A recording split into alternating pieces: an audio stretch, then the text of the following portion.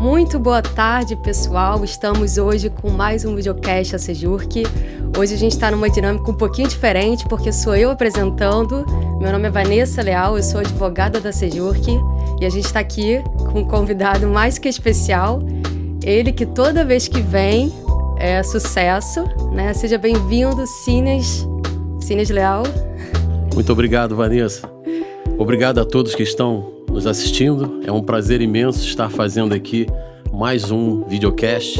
E hoje ele vem tratar de um tema mais especial ainda, que é a holding familiar, né? E é um assunto, ao meu ver, importante e necessário para os empresários, não é isso? Exatamente, Vanessa. Hoje virou até moda, né? Falar de holding patrimonial familiar.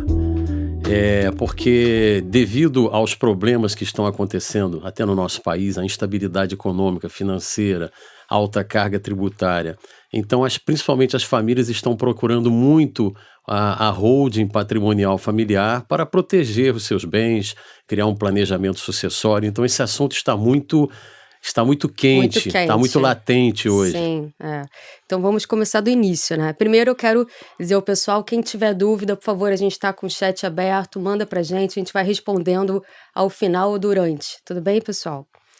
Então vamos lá. Primeiro, o que é holding familiar, né? A gente sabe que tem um monte de holding aí, o que torna a holding familiar tão única? Pois é, Vanessa. Vamos lá, essa é uma primeira pergunta muito interessante, até para entendimento de todos, né? A holding patrimonial familiar é uma empresa como outra qualquer, que ela pode ser formada através de um contrato social entre os familiares ou através de um estatuto, se for uma sociedade anônima, tá? Existem vários tipos de holding. Holding operacional, holding financeira. O que nós vamos falar hoje, tratar hoje, é da holding patrimonial familiar. É aquela holding que ela é feita, ela é constituída para servir e gerir o patrimônio da família. Sim, como o próprio nome diz, holding é um controle, certo? Então a gente pode dizer que holding é um controle de um patrimônio. Exatamente. E aí, esse patrimônio ele pode ser o quê? Pode ser imóvel, pode ser uma empresa. O que são esses patrimônios que né, o empresário precisa segurar ali? Então, Vanessa, uma sociedade holding, como outra qualquer, ela é formada por um capital social. E esse capital social ele pode ser constituído através de dinheiro ou de bens e direito. Então, uma holding patrimonial familiar, ela pode ser constituída por toda a família, ou só pelos pais, ou só pelos filhos, como queiram, isso é livre. E na holding patrimonial familiar pode ser incorporado todos os bens da família, bens imóveis, veículos, embarcações, todo o patrimônio que a família possui pode ser incorporado na holding através de uma incorporação de capital. E assim é que a holding se constitui e é assim que uma holding nasce. O nome holding, ele leva a palavra controle, né? Exatamente para isso. Para quê?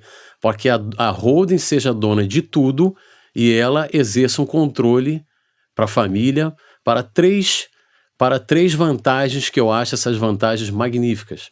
A primeira seria redução de carga tributária, a segunda, blindagem patrimonial e a terceira, sucessão em vida, a possibilidade de ser feita sucessão em vida. Então, primeiro, a gente está falando então de um contrato social, né? Como você monta uma empresa. Então, a gente vai pegar esse contrato, o empresário, enfim, o familiar que quiser desenvolver essa holding familiar, ele vai integrar, né, esses bens, esse patrimônio na empresa e vai chamar os herdeiros para fazerem sociedade, né, para serem sócios, não é isso? Exatamente. Então é um contrato de sociedade que também tem que ser levado a registro. Exatamente. Ele pode ser registrado na junta comercial ou no cartório civil de registro de empresas. Certo. Então o objetivo dessa holding realmente é assegurar que esse patrimônio que está na posse atual, né, de uma pessoa, ela venha a suceder para os herdeiros. Exatamente. Dentro de um contrato social. Isso é muito interessante, né? É muito interessante. É uma coisa simplíssima, não tem dificuldade nenhuma. Inclusive, não só a holding vai ser constituída através da incorporação dos bens da família, mas ela também, futuramente, ela pode adquirir novos bens. Então a holding, como tendo uma personalidade jurídica e administrada pelos sócios, que são as pessoas físicas, ela pode exercer negócios, ela pode alugar, ela pode comprar, ela pode construir, ela pode vender. Então ela pode fazer várias atividades através da sociedade, coisa que seria feita através da pessoa física. Em relação a isso, existem inúmeras vantagens. Como eu falei, que eu sempre friso muito, né? Esses três itens, essas três vantagens: redução de carga tributária, blindagem patrimonial e possibilidade de sucessão em vida. Vamos começar por aí, essa sucessão em vida. Isso é muito interessante, porque quando uma pessoa falece, né, geralmente ela abre um inventário, né, e ela chama os herdeiros, abrem esse inventário, eles têm que pagar o imposto de transmissão, e a base de cálculo desse imposto de transmissão é o quê? É o patrimônio, né? E quando a gente fala de uma holding familiar, não é bem isso que acontece, né? Porque o patrimônio já está lá na empresa. Exatamente, né? exatamente. E aí, quando explica pra gente então, quando, né, tem uma holding familiar formada e aí um desses sócios morre, como é que fica essa sucessão? Ela é bem mais facilitada, né? Bom, você quando faz os sócios quando fazem a incorporação dos bens na empresa, geralmente essa incorporação é feita a valores venais, a valores históricos. Desde 1996, se não me engano, 96, 95, que a Receita Federal não permite que se atualize o valor dos bens declarado no imposto de renda, que eu acho um absurdo. Né? Porque os imóveis, por exemplo, eles evoluem, estão sempre se atualizando de acordo com o mercado. Certo. E a Receita Federal ela não permite que você aplique nenhum índice de atualização, ela só permite que você insira benfeitorias realizadas no imóvel, ou seja, é um somatório do valor de custo do imóvel mais as despesas com benfeitorias. E aquele valor ele vai se deteriorando ao longo dos anos. Então é esse valor que está lançado na declaração de imposto de renda, tá, dos sócios da holding, que será a base para a incorporação, a integralização do capital através da incorporação na holding. Então, ou seja, um imóvel que tem um valor de 2 milhões, mas na declaração de imposto de renda do sócio esteja 100 mil, ele não é obrigado a incorporar, integralizar no valor de 2 milhões, pelo valor de mercado. Ele vai incorporar no valor de 100 mil, correto? Correto. E aí, quando há uma sucessão, o herdeiro ele não sucede o bem específico, ele sucede, tem uma troca de cotas. Exatamente. Ali, não é isso? Aí aonde está a vantagem? Quando o bem passa a pertencer para a holding, o proprietário da holding, os proprietários são os sócios. Vamos dar um exemplo de uma família de um casal de filhos, marido e mulher, 4 pessoas. Então o pai e a mãe incorporam os bens na holding. E esses bens, eles passam a ser representados por cotas sociais. Então o imóvel, por exemplo, passa a pertencer à holding e os antigos proprietários passam a ter cotas do capital social. Então são essas cotas do capital social que, ao falecerem, os sócios, são as cotas do capital social que serão levadas ao monte para que seja feito o inventário dos sócios. Isso já é uma grande vantagem porque o valor das cotas ele é infinitamente menor do que o valor real do imóvel se fosse uma questão de pessoa física. Sim, é verdade. Né? Isso já é uma grande vantagem. Mas a outra vantagem é a possibilidade de transferir as cotas sociais para os filhos em vida. É o que eu chamo de sucessão em vida. Ao invés dos sócios, os patriarcas, esperarem a sua morte para que seja aberta a sucessão, inventário, aquilo tudo, dor de cabeça, em vida eles podem ir fazendo cessões através de alterações contratuais ou alterações de estatuto. Eles vão fazendo alterações contratuais e junto com essas transferências de cotas, eles estarão transferindo também todo o patrimônio. De maneira que, ao longo da vida, se for muito bem planejado, para um contador, para um advogado, ao longo da vida ele vai fazer toda a sucessão dele em vida, no dia que ele falecer, vai ter o mínimo de cotas ou cota nenhuma. Certo.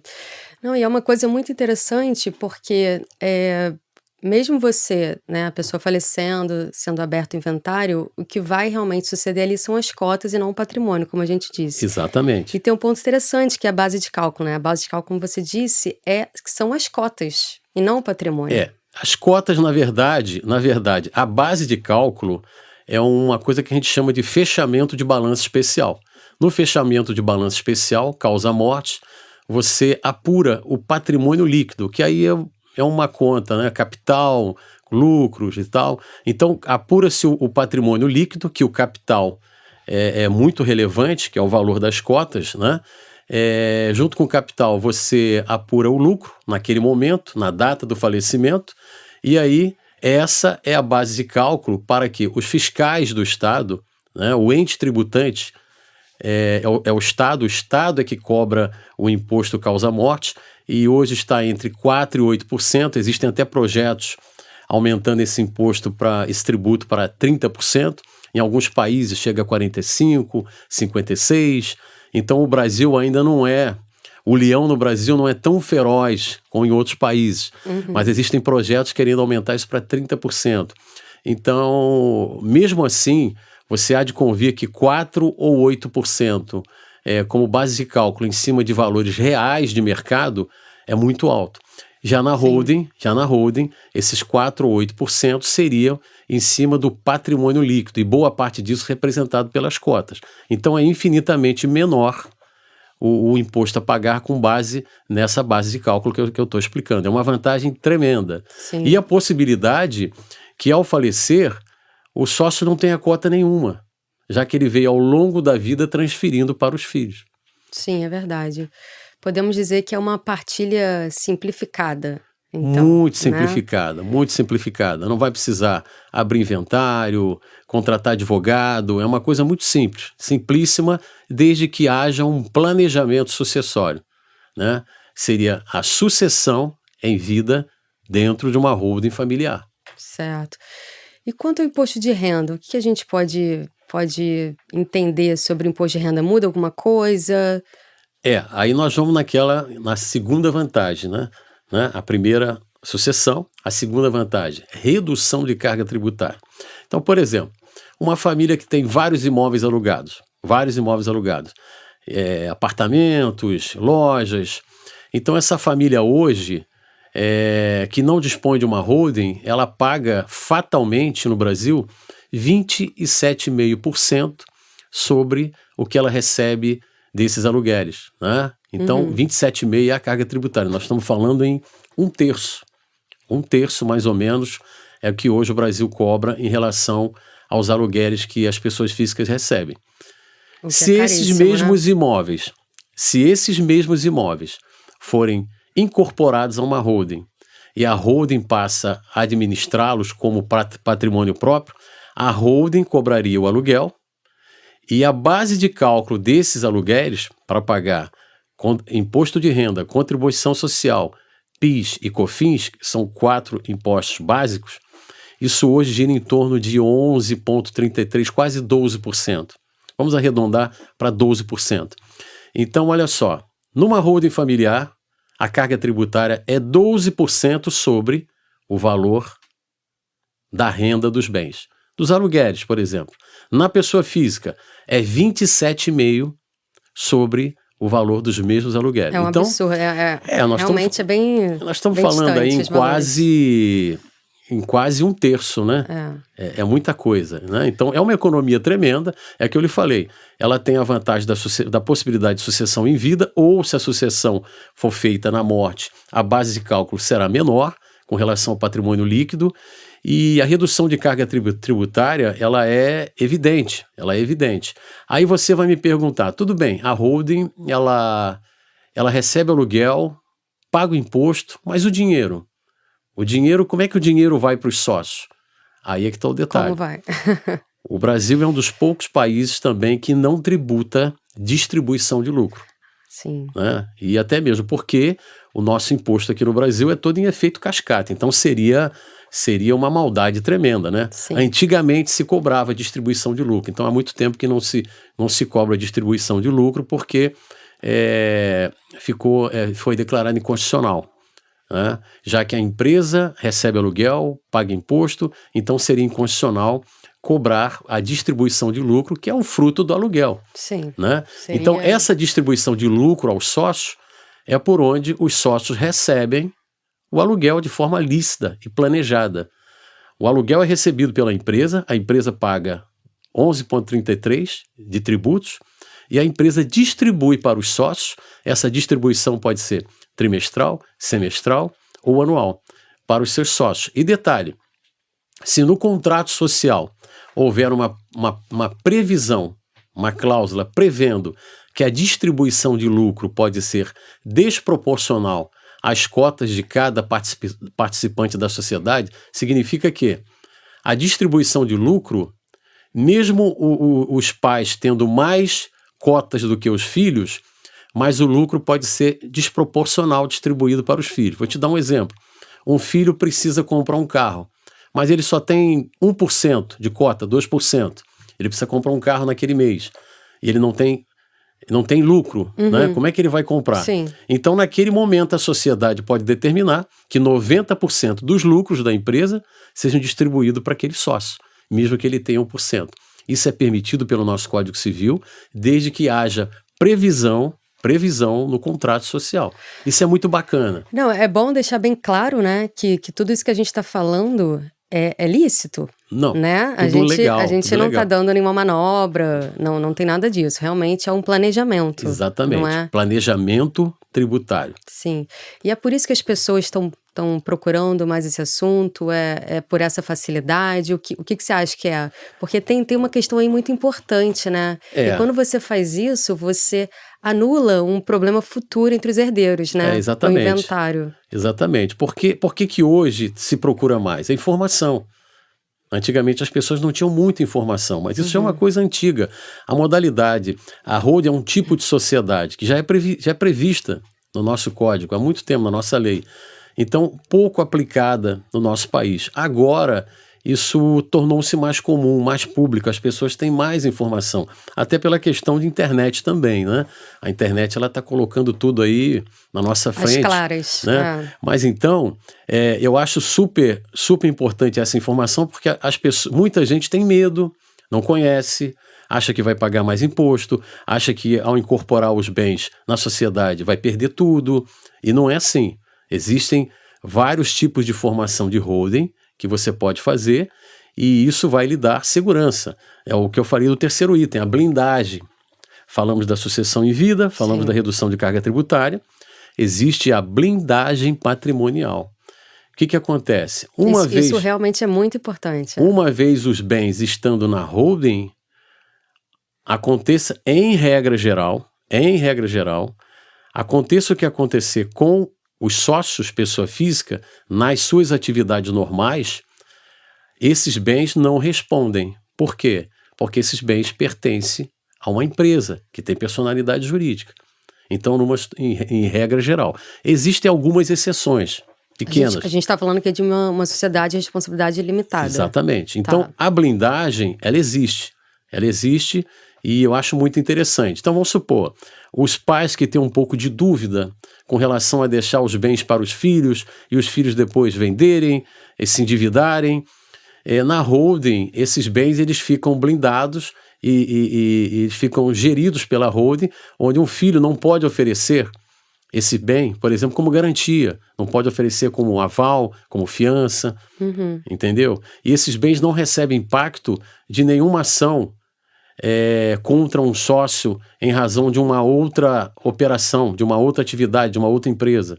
Então é uma blindagem. É claro que tudo no Brasil é relativo, né? A nossa justiça, nós não temos uma matemática perfeita. Sim. Mas em regra geral, essa blindagem ela existe e ela é eficaz.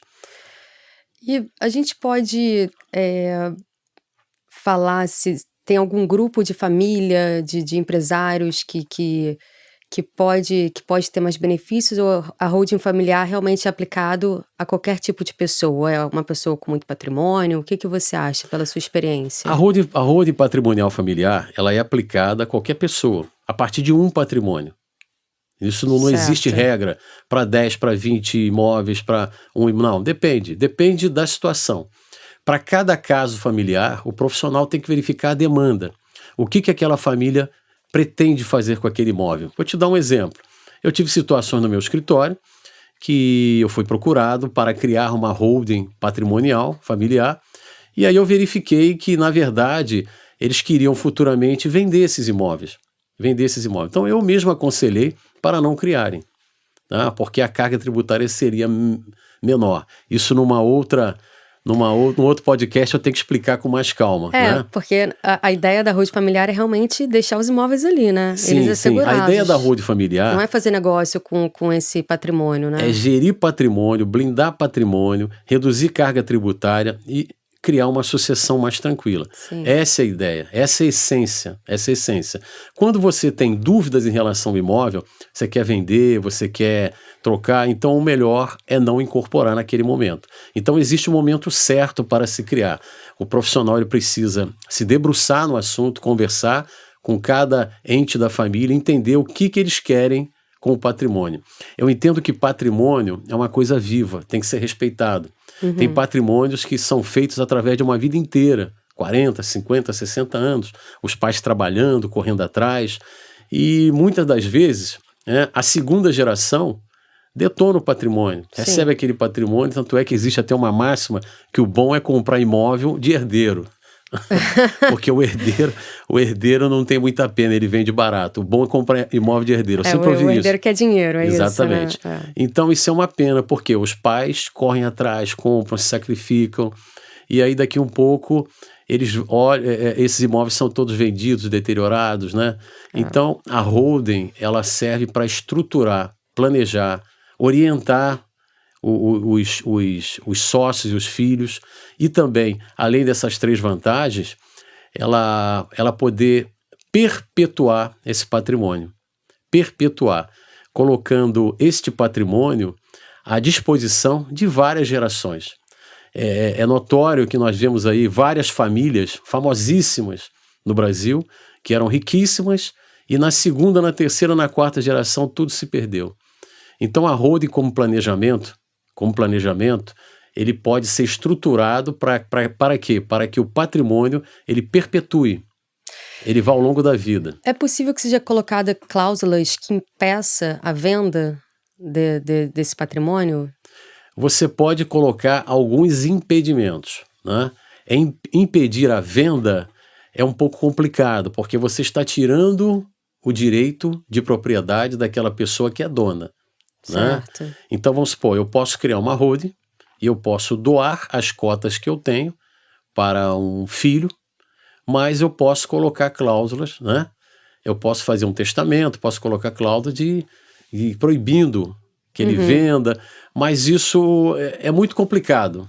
São pouquíssimas as situações que é recomendável. Certo. Né? De maneira geral, não recomendo porque você está tirando o direito do teu filho de amanhã negociar. Sim. Hoje a holding tem um imóvel que ele está rendendo um bom aluguel, por exemplo, mas daqui a 5 anos pode ser que aquele imóvel desvalorize, o ponto fique ruim e aquele aluguel já não seja mais interessante em razão do valor do imóvel. Aí é a hora de trocar. Como eu falei, a holding é uma coisa viva, Os negócios ficam ali surgindo toda hora, compra, venda de imóvel, locação, construção, então ela precisa de movimento também. E quando você trava esse movimento, ao criar esses impedimentos, essas cláusulas, você impede amanhã do teu filho ou da tua filha poder fazer movimentação com o patrimônio.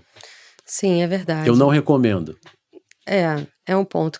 Mas a gente também pode pensar que pode ser inserida ali uma cláusula limitativa de admissão de novos sócios, né? Porque imagina, realmente é uma sociedade e é possível a admissão de sócios. Então você pode colocar uma cláusula que proíba o sócio de vender para pessoas que não sejam da família. Sim, ou até proíbe que se venda para terceiros, né? E, de qualquer forma, já é uma regra geral que tem que preferir ao sócio remanescente. Qualquer sócio que queira sair tem que preferir as suas cotas para o sócio remanescente. Essa é a regra. Tem algum caso que você gostaria de compartilhar que seja assim, você já viu, é muito procurado, né, para dar consultoria sobre esse tema. Então, tem algum caso assim que te chamou a atenção, que era uma coisa complicada entre herdeiros, e aí você bolou essa ideia? Tem. Eu tive uma situação muito interessante. A família me procurou, o pai e a mãe, querendo constituir uma holding com um patrimônio muito grande, mas os 2 filhos, eles têm 2 filhos, né? E os 2 filhos se odiavam, não se falavam, não se davam bem, um não queria ter contato com o outro, e eles queriam resolver isso em vida. Eles não queriam deixar um patrimônio para os 2 filhos, para que os 2 filhos depois se degladiassem, né? Então seria uma coisa muito ruim. O patrimônio, ele tem que existir para gerar qualidade de vida e segurança para a família. É para isso que existe patrimônio. O patrimônio, você não pode servir o patrimônio tem que te servir. Ele tem que te gerar qualidade de vida e ele tem que te gerar tranquilidade. E de preferência, uma forma de que você perpetue esse patrimônio para gerações futuras. Já que você vai morrer e não vai levar esse patrimônio. Sim. Isso antigamente uma ideia com os faraós, né? Eles faziam pirâmide e jogavam tudo lá dentro. Jogava tudo ouro, sim, é verdade. Então tem um caso que os pais chegaram com essa situação, os 2 filhos que não se davam muito bem, com um patrimônio muito grande. A minha sugestão foi criar 2 holding. Os pais constituíram uma holding com um dos filhos, e nessa holding A, nós incorporamos vários imóveis que eles queriam deixar para esse filho A. E na outra holding B, os pais constituíram a holding B com outro filho, e ali foi incorporado todos os bens que eles queriam deixar para o filho que estava na holding B. Então, com isso, nós criamos 2 braços de sucessão no patrimônio da família. O que vai acontecer futuramente? Os filhos não vão brigar. Por quê?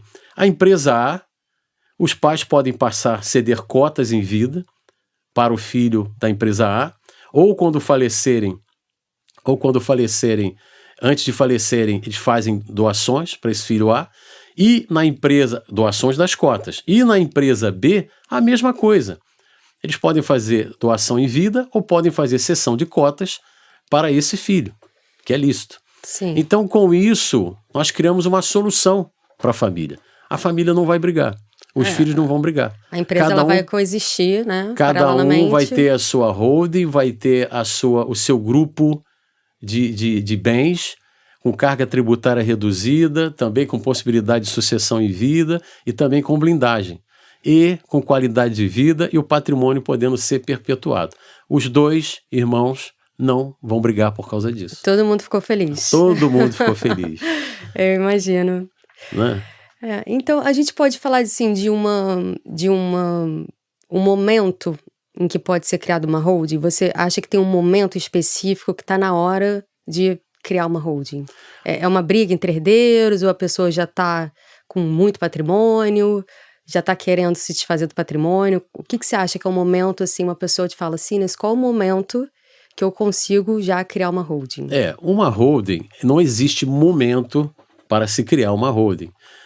Existe o seguinte, a necessidade, um fato, tá, que aconteça, por exemplo, a família tem bens e quer reduzir carga tributária. Ela não quer fazer sucessão, não quer passar cotas para os filhos, ela quer reduzir carga tributária, está pagando muito imposto, 27,5%, recebe aluguel, paga 27,5%, quer pagar menos.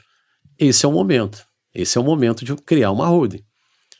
Está com algum tipo de problema, está numa operação, quer blindar o patrimônio, quer trazer o patrimônio para a empresa para ficar mais blindado, mais seguro, esse é o momento. Ou então a família, um dos pais está doente, está com problema de saúde, verificando que pode vir a falecer, ou já quer em vida resolver a questão da sucessão, pode ser o momento. Então cada família, ela tem a ocasião correta para se criar. Ela não existe um momento, não existe uma regra geral. O que o profissional da área tem que fazer? Ele tem que sentir, ele tem que ser sensível para poder orientar a família. E conhecer a história da família, conhecer né? O que a história da família. Ali.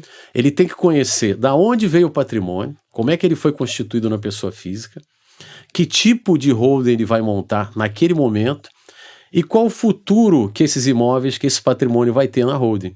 Então, é antes, o momento e o futuro.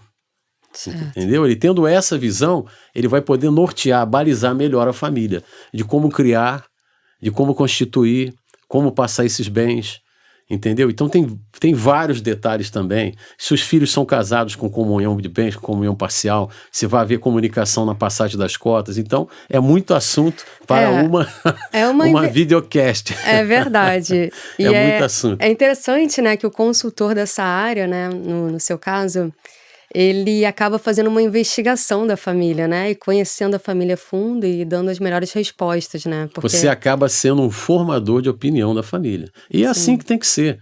Porque nós temos obrigação de criar um plano de negócio. Os economistas, os administradores, eles falam muito em plano de negócio, né? Você vai montar um negócio. Então você tem a ideia, você tem um sonho, aí você cria aquele plano de negócio e depois você coloca a operação. Não é nada diferente com uma holding. A holding você tem que avaliar o caso, fazer um estudo de caso, é essa conversa com a família, é essa conversa com os filhos, saber o que eles querem fazer com o patrimônio, se eles querem crescer, querem diminuir, querem dividir. E depois você cria o planejamento da holding e coloca-se em prática. É a mesma coisa. Na prática é o mesmo. Realmente, é muito assunto, né, para um videocast. A gente volta aqui para falar demais. Então. Parece que é uma coisa assim, eu estou falando rápido em linhas gerais, mas nós podemos ficar aqui o dia inteiro falando sobre holding. Sim, é verdade. E eu vou te contar vários casos, eu contei esse caso interessante porque foi uma solução muito legal e funcionou, entendeu? Mas nós temos várias soluções também para vários tipos de problemas familiares com patrimônio. Eu volto a falar, patrimônio é uma coisa boa. Patrimônio é uma coisa boa. Os pais trabalham, correm atrás, constituem. Então, isso tem que continuar sendo uma coisa boa. Claro. Você tem que gerar qualidade de vida, bem-estar. Não, o contrário. Não pode ser palco de briga. Sim, é verdade. E muitas das vezes, a gente vê a família quase se matando por causa de divisão de patrimônio, que é muito triste. E não era esse o objetivo, né, no momento lá de se criar um patrimônio. Não, de gerar brigas, né? De jeito nenhum.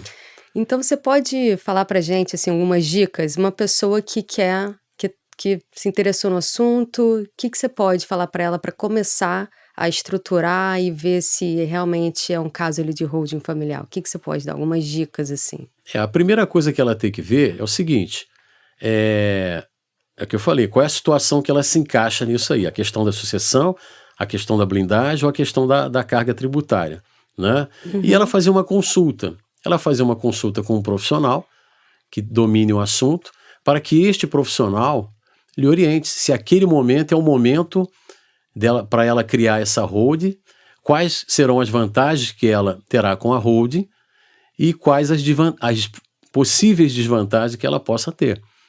Ela tem que procurar um profissional como um médico. Você está sentindo alguma coisa, você vai no médico. O médico te olha, te avalia e pede exames. A holding também é assim. O profissional ele vai ouvir qual é a dor do patrimônio. E vai analisar. Qual é a dor do patrimônio, se o patrimônio está doente, se tem alguma coisa acometendo o patrimônio, ou se é só uma suspeita. Aí ele vai examinar o patrimônio, escrituras, registros, IPTU, vai examinar toda a documentação, e aí sim ele vai criar um remédio. Qual é o remédio? É a estruturação da holding, a criação da holding, né? Como eu falei, tem vários tipos de holding, né? Tem vários tipos de holding. Mas a mais comum, que é a holding patrimonial familiar, é essa que nós estamos citando. Mas tem outros tipos. Então, o especialista ele vai criar essa holding e vai resolver, vai criar um remédio para a solução dessa pessoa. Certo. Então, tem pessoas, por exemplo, que não tem problema nenhum. Não tem problema nenhum. Mas ela paga muito imposto. Ela está pagando muito imposto e aquilo irrita ela de uma certa forma. Então, o simples fato dela criar uma holding e deixar de pagar imposto é muito bom. Como o caso do aluguel, né, que você Isso, comentou. e é uma coisa lícita, não tem nada de... você deixar de pagar 27,5 para 11 e pouco dentro de uma holding é uma coisa lícita, prevista na nossa legislação, e vai te sobrar dinheiro. Faz uma diferença substancial, né, no final, claro. Quando você soma no exercício aquilo que você paga de imposto ao longo de 12 meses, você vai multiplicando pelos anos, de repente você está pagando vários imóveis para o governo. O governo está te levando apartamento, está te levando loja, está te levando casa, através desse tributo. Desnecessário. Nós temos que pagar tributo, nós temos que pagar imposto. Isso é obrigação de todo brasileiro, para que o país se desenvolva, prospere, Sim. mas vamos pagar o tributo adequado, Certo. dentro do que a lei determina, né? É muito assunto, né? A gente realmente tem que voltar aqui e falar mais. Mas Agora, a gente tem uma pergunta, diga. Agora, antes que eu esqueça, que é muita coisa, Certo. o que é interessante na holding também?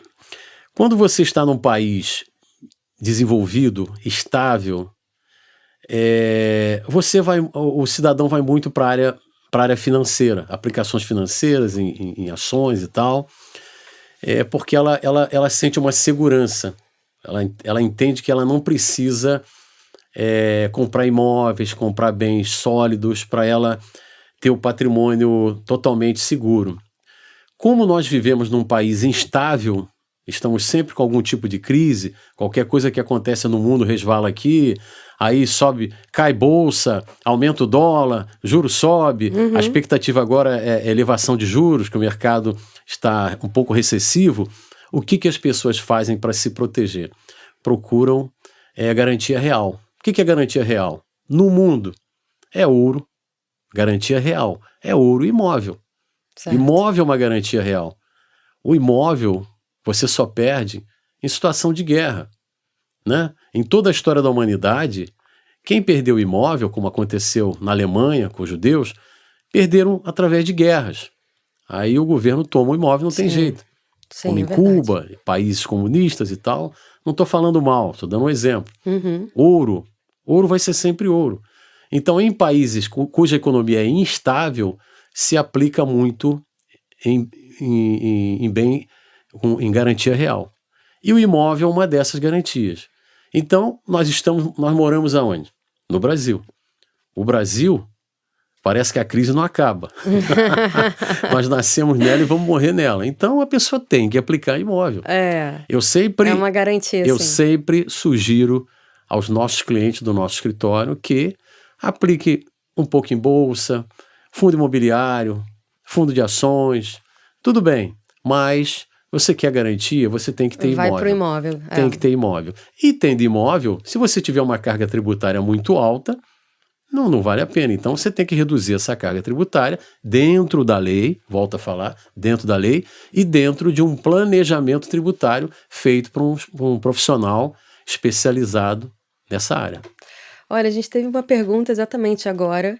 Como funciona a carga tributária na incorporação desses bens, né? Dos bens, quando você tem um patrimônio ali da família e você incorpora nessa holding. Como funciona essa carga tributária? Ela reduz de várias formas, né? Essa carga tributária, pelo que eu estou entendendo, se existe o pagamento de algum tributo para incorporar o bem. Existe. Esse é o lado ruim da constituição da holding.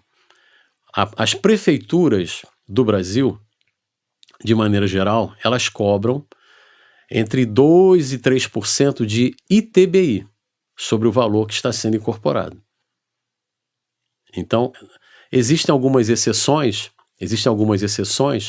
Então, por exemplo, se o bem vai ser incorporado a uma empresa, a uma holding, cuja atividade não é só controle dos bens, por exemplo, eu tenho uma empresa que é uma farmácia, e essa farmácia também eu quero que ela seja minha holding.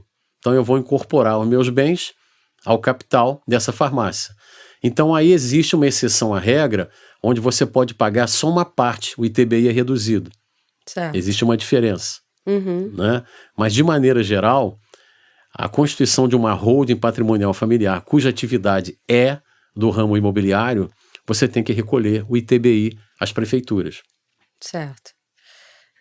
É uma análise, né, a ser feita, é claro, sempre... Agora detalhe, esse TBI, tô falando de 2%, ou no Rio, 3%, é muito menor do que os 8% que é o imposto de transmissão paga ao Estado em caso de morte. Com certeza. Então vou te dar um exemplo. A pessoa que não constitui uma holding, ela tem lá um imóvel no valor de 1 milhão. Ela não constituiu uma holding. Ela, quando morrer, ela vai pagar, eu não lembro agora, é de 4% a 8%, é progressivo. Vamos supor que seja 8%. Ela vai pagar 8% sobre 1 milhão. Na holding, ela vai pagar 2% para incorporar o bem. 2%. Então ela está pagando 1/4. E ao longo da vida, o pai ele vai cedendo cotas para os filhos, de maneira que, ao fim da vida, ele não tenha cota nenhuma. Sim. Então, dentro desse planejamento, nós estamos falando aí 1/4 do imposto dentro da holding, que é a carga tributária em relação ao imposto de transmissão em caso de morte. É uma vantagem tremenda. Super. Muita vantagem. Com Isso certeza. Num patrimônio muito grande é decisivo, porque às vezes as famílias recebem o patrimônio, mas não tem nem dinheiro para pagar o imposto de transmissão, esses 8%. É realmente muito caro. Aí tem que vender algum bem, tem que pegar dinheiro emprestado em banco, porque às vezes a família não tem dinheiro para pagar esse tributo. Sim. Né? Que volta a falar, no Brasil ainda é pouco. Tem países muito mais ferozes. Olha, a gente está chegando aqui ao nosso final da nossa transmissão. Foi rápido, hein? Foi rápido, voou, não é? Eu agradeço muito a você por ter retornado aqui, sendo minha primeira vez aqui, né, apresentando, então é uma honra estar aqui com você nessa mesa, dividindo tanto conhecimento. Eu agradeço também ao pessoal que está aí vendo a gente ao vivo, o pessoal que vai ver a gente depois. Lembrando que a gente tem o nosso videocast de forma periódica, a gente está aqui nesse belíssimo estúdio aqui em Ipanema, com todo carinho, né, preparando assuntos super importantes para vocês, para os empresários, né. E se vocês tiverem alguma dúvida, por favor, entre em contato com a gente pelos nossos canais de atendimento. Vanessa, só queria, para encerrar, para as pessoas que estão no acompanhando, né, para quando eles pensarem em holding, fixarem essas 3 coisas na cabeça. Sim, claro. Blindagem patrimonial, redução de carga tributária, possibilidade de sucessão em vida. Sim. Tá? Tá certo. Ouviram, isso é muito importante. gente? É isso, gente. Muito obrigada e até uma próxima.